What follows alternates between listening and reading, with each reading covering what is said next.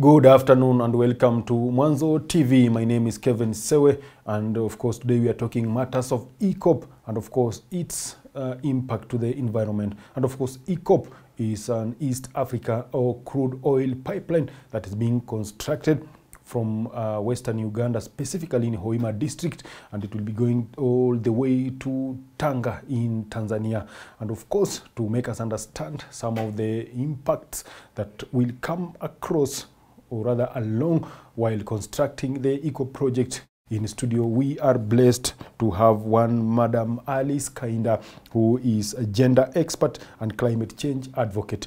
Nam, karibu sana katika studio zetu na Bi Alice Kainda. Thank you so much, Kevin. It is a pleasure to be here. Yes. Well, Madam Alice, we've seen people protesting the issue of Eacop construction in parts of Uganda and parts of Kenya and parts of Tanzania. Probably, can you tell us some of the potential threats that this Eacop will bring into the environment? Yes. Thank you so much, Kevin, for that question. For me to be able to respond to that, let me take a step back briefly on the background of Eacop. So Uganda discovered oil on their soil at the border of Uganda and Congo. But so they are looking to dig up the oil, process it, develop it, and then be able to distribute it eventually to consumers and to clients. However, because it's a landlocked country, they are looking forward to be able to transport it through Tanga in Tanzania. For that to happen, they need to lay a pipe, heated pipe, because petroleum needs to be transported in that state. So that means for the pipe, the pipe is going to actually run for 1,443 kilometers, and that's a very long distance. So for that to be able to be actualized, there needs to be clearing of land. There needs to be people to be displaced, and they also need to set up wells and areas where they're going to process this oil, and that is going to cost a lot of land. Actually, to be precise, they need about 6,400 hectares of land. What that means is that there's going to be about 775 households, homes, people with everything they own that have to be displaced. That's a lot of people. So for this land for these pipes to be set up. So I will be able to answer your question. Let me categorize it into two. Let's look at the environmental implications this project poses to the environment. One, look at this. For these pipes to be laid and for these areas to be put up, there's going to need to be land that is going to be cleared. That one means that there's going to be a lot of cutting down of trees. There's going to be also drying of the land, the places that have water, so that the pipes can also pass through. There's also going to be now, let's say for example, this was my area and they need to displace me, and I was growing cassava that I was supplying to my communities. That is going to have to come to a stop. This is oil. Remember, this is oil. There's a lot of digging, there's a lot of burning, there's a lot of gas that gets emitted into the air. And for this project, it is estimated that 379 million tons of carbon emissions are going to be produced for the 25 years throughout this project. That's a lot. That's a lot. So now for the environmental impacts. One, I would like to mention that for the laying of this pipeline, again, I'll repeat, it is 1,445 kilometers of pipeline, just displacing a lot of people, clearing a lot of vegetation, putting a danger into the environment as well, because in Uganda, it passes through the Murchison Falls Park, a very important park with water and beautiful animals, and that is a danger to the animals, especially statistics and research says that it puts a very greatly risk onto the very indigenous species like the elephants and the chimpanzees, which is very bad, because there's no way you're going to tell me that there's going to be a pipeline of oil and there will be no oil spillage. There'll be a lot of oil spillage, and that affects the water. A big part of the pipeline as well will affect Lake Victoria. Lake Victoria serves about 40 million people, producing food and all that. Imagine what would happen if there was oil spillage there. A lot of people are affected and our health are affected. And at this moment where we are talking about transitioning to climate action and transitioning to climate smart and green practices, it is such a shame that such a program is here, such a project is here. fossil fuel. We are really transitioning from all that to climate, to environmentally smart solutions. So now, in layman's, Kevin, this is what is going to, this is how it looks like. One, this is a family that is going to be displaced. Displacement looks like my family, my land, my farm gets displaced. What I was doing for my economic gains is gone. And probably this is something that has taken so much time for me to develop. Please tell me that I'll be able to go till land again, start cultivating, and gain the gains that I've been able to accumulate over 10 years. That's a very big impact on myself. Interviews with those affected says that actually the compensation is very small. Looking at what I have, looking at what I had gained for me and my family, and what I'm actually being compensated for, it's very small compensation compared to all that. Then also looking at the social capital, we are neighbors, and we build our social capital, the people, the neighbors, the friends. My child goes to this school and that school, now you're displacing me. What will that look like for me? I have to go somewhere, look and start a whole other life with people that I do not know. That has a lot of implications even on the mental health of most of the displaced individuals. I will not end this before saying that every time there is war, every time there is chaos, it is the women and children who suffer more. So that brings about the gender issue, the gender violence issues of sexual exploitation. Because now there is no food, there is no money, there is chaos. So women might have to resort to other forms of alternative ways of seeking for ways of surviving and all that. So there's going to be, let's take for example, here in Kenya, we have Busia. What happened when Busia became a tracking route? There's a lot of sexual violence that goes on to our girls and women. That is also what is projected will happen along the pipeline and all that. This program in general is going to really affect, one, the ecological setup of the ecosystems. Like I mentioned, there's the effects it has on, there's a lot of cutting of trees, there's a lot of deforestation, and there's no one talking about replanting all this. It's just going to be a clear land. And, it already looks bad as it is climate-wise for us to add more strain. Then there's also going, like I mentioned, because it passes across the Lake Victoria, and there's a few of these stations are going to be placed north of Lake Victoria. There is a risk of the contamination of the water through the oil spillage. Let us also not forget that Tanzania, especially the lake region of Tanzania, is prone to tsunamis. Every now and then, tell me there's going to be a tsunami without the oil being spilled and a lot of chaos happening. Then what happens when that happens? What are the measures that are put in place to ensure that it does not affect our ecosystem? The displacement of the people, we talked about how it is going to affect the economic livelihoods of individuals, the mental health as well, talking about how the compensation is really small for people to be able to cope. But also understand that up until last year, only 50 or 60% had been compensated. Well, they have improved on the compensation, but tell me this. If today I tell you that, if today you have a child and you need to start preparing to take them to school, you start preparations very, very early on. So if someone comes and tells you, here, take them to school tomorrow, what will you do? So this compensation is coming at a very, the rates are so small and the timing is really poor that it is not even giving people enough time to prepare for schools. And a lot of statistics say that actually a lot of kids, interviews, a lot of children have had to be pulled out of school, one, because now they have to be displaced to a place far away. And secondly, because again of the economic issues we talked about, if your parents have been cut short, what will they do? They cannot afford your school fees and to sustain you. Madam Alice, there's something you've talked about, the compensation of people in this project that we've seen it's going on in Tanzania, and there were some reports that the compensation, the money that was being compensated were being given to the male figure, not the women. You as a gender expert, what do you think what problem do you think this issue of compensation, especially the men, will arise or will cause into some of the family? Absolutely. It isn't even something to worry, it is there. It is there, and that speaks about the structure or the implications of the gender dynamics we have around in our communities. I do believe very well that this program did not look very deep into the implications it might have on the gender, on the gender dynamics. Because when you talk about who controls, who can access, who benefits, if that had put into consideration that it is a patriarchal communities where, a society where the man benefits. For me, if you're a man, a lot of the interviews actually women talk about the man was given and they left, and that was expected. So then what happens with the woman?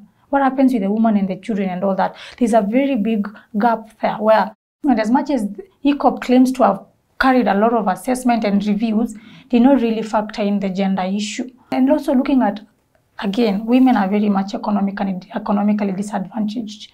So yes, we are still talking about also issues of land. So the man, women do not really own land. They don't. The man decides, but it is women who get to take care of the land, to tend to the land and all that. It is the women who actually take the produce and take it to the market and get money. But not here comes a case where the woman does not have any say.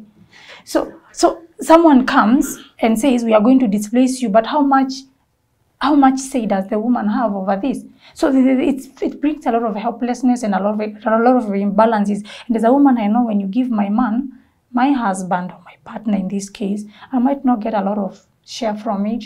They disappear.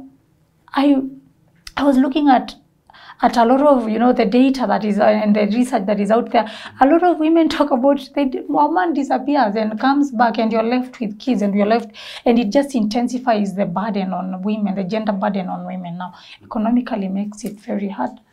Okay. As much as people are complaining about the issue of Eacop construction, we've seen the representatives from the Eacop, the Eacop project, saying that this project has a lot of benefit, that is economic, financial, job creation, that outweighs some of these complaints that people are talking about. Can you give us some of the perspective about this issue? No, I wouldn't agree with that, but it would still be unfair if we talked about all the negative bits and left the positive. We would not be very fair. The Eacop, let's look at it. It's of course a program that is the project that is going to create job opportunities. They estimate about 7,000 job opportunities are going to be created, and that is good for our economy and our communities. Also, with the Eacop program, project, as of this year, 2024, it was estimated that there is going to be about 6.5 billion barrels of oil. And 1 barrel of oil is about 159 liters. That's a lot of oil. And that translates to a lot of money for a country and economic gains for a country. And Alice, there are some issue that is arising on matters of this transportation of the crude oil. And many people are asking, why wouldn't the government of Uganda refine this crude oil in Uganda, then transport it to the neighboring countries, or rather next to other markets, if it is now a refined oil, rather than transporting the crude oil all the way to Tanzania? Well, first of all, in Tanzania, there is much more of just the last bits of refinement and then storage for transportation. But within Uganda itself, as we do know, there is the the project is being run by the Total and that Chinese company. So they are setting up within Uganda and also within, of course, within this land that they have, throughout the pipeline, they do have a lot of stages that they have for refining and all that. So I believe Uganda was looking more into making sure that much of the later processes happen outside it, so that as it goes towards Tanga, which is, Uganda is landlocked, so they cannot really transport. As it goes towards Tanga, so they do not want so much on its country, so they were looking at, within this long pipeline, how can we make sure that the process happens within the pipeline, so we do not concentrate the same activities within a similar small land. So throughout the pipeline, they would say, we are going to put a few of this here, a few of that here, a few of that here, a few of that here, towards Tanga, then store it there. And there's something I had asked you earlier about the economic viability of this project. I don't know, other than maybe the construction, is there any other thing that is coming out from this project? There's an economic opportunity, because every time there's a new project, we get work. we get to be hired to, to dig and to weld, with the welding of the pipes and all that is. And also looking at every new project attracts people, attracts investors, attracts people, and that is a good thing for economy, because if I have a plantation, for cassava and let's say bananas, now I have more market for my plantation, for my produce, and also now look, that is going to be very good for me, because now I get to sell to more people. There's also, when we intermix, there's an advantage that comes out of it as much as there's a disadvantage. When we mix, you and I, when people come, we mix it. The intercultural mixing comes up with good things as much as there is negative things. And that is something that is also being projected to be a positive advantage of all this. So there is the money that is going to come out of all this. There's also the job opportunities. There's also the bringing more people to this area. There's going to be an influx of people, which means the local produce will have more market. Those are advantages. Now that we are talking about transportation of this crude oil, you say that this oil must be transported at a high temperature, that is to heat the pipes. Do we have any alternative other than heating this pipe as we transport this crude oil that is from Uganda to Tanzania? Do we have any alternative other than heating the pipe? Because many people have been talking that when you heat this pipe, probably that heat will kill some of the biodiversity within the soil. Other than the oil, or other than heating using electricity? With Eacop, they mentioned that they are using an alternative source, where in some places they are using solar. But they say in some places, not in all the places. Okay. So that means a bigger part of the project is still being run through electricity. Okay. And that is not what we are looking for, because we want to go green. So if it would be run through solar altogether, that would be good. Okay. Yes. Again, as we have seen, people are protesting this issue of construction of Eacop. We've seen people going to court. Now, how is Eacop, or rather the representative from the Eacop, dealing with this issue to ensure that they manage all the legal challenges that they are facing? Yes, and this is the biggest P, because a lot of the social bodies and NGOs and also advocates and activists and the human rights activists, because again, this affects a lot of human rights in the sense, have come up to oppose this the construction of the Eacop, the project. Actually, there's a very big movement, the Stop the Eacop movement. It's on X, it's live, and there's the consortium as well, where a lot of organizations come and they've organized themselves to have programs to stop Eacop. But I'll tell you for sure that it hasn't come easy. One, when we talk about agency and advocacy on the personal level, individual level, a lot of the farmers and individuals, household heads that have gone ahead to say, I do not want this, please do not displace me, they've been arrested. There's a statistics showing people being arrested, and the funny thing is when they appeal, it takes very less days for them to lose. But I will also tell you that back in I believe it was here in Africa and also in France, came together to oppose the Eacop, presented letters saying we do not want this and this, and then it was crushed. Then they decided to take this up in a France court, and it took 3 good years for that to be, and it's still only when we went up and got squashed. 3 years for a motion to even have the attention it needed to have. But when there's that legal bit where there's a lot of opposition. Research even with the Oxfam organization says that when they went to do research in Tanzania to look at the impacts of this project on the livelihoods of people, they were told, well, people are not allowed to talk about this. There's a lot of people watching and all this. These are things that are published. People are not allowed to talk about this, so please just leave.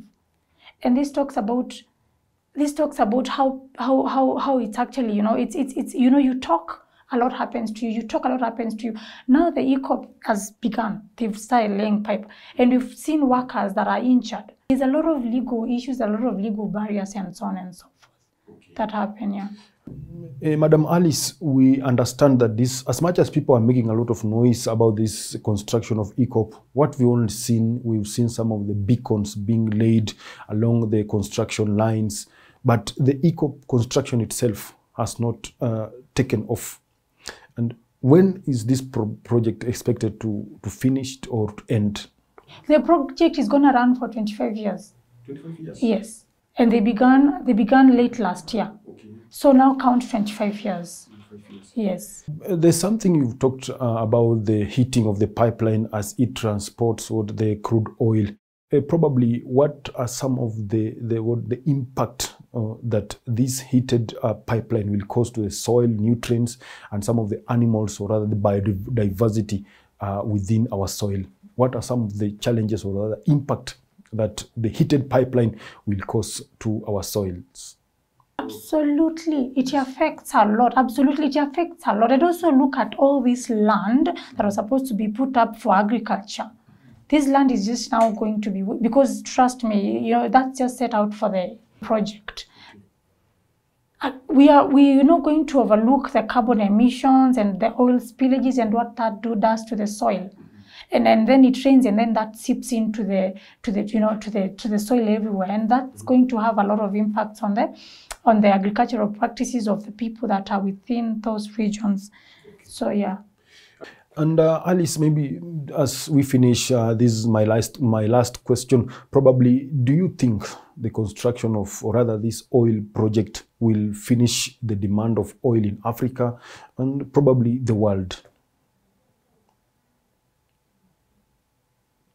I will tell you for sure it is a lot of oil.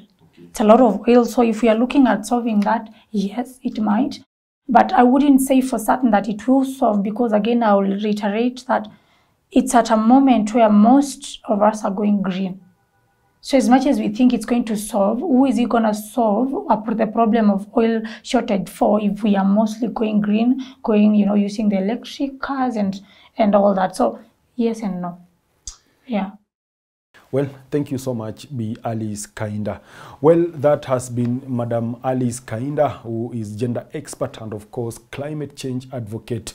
My name is Kevin Sewe, and remember, we were talking matters to do with Eacop and its potential threat to the environment. Goodbye for now, and this conversation is still on.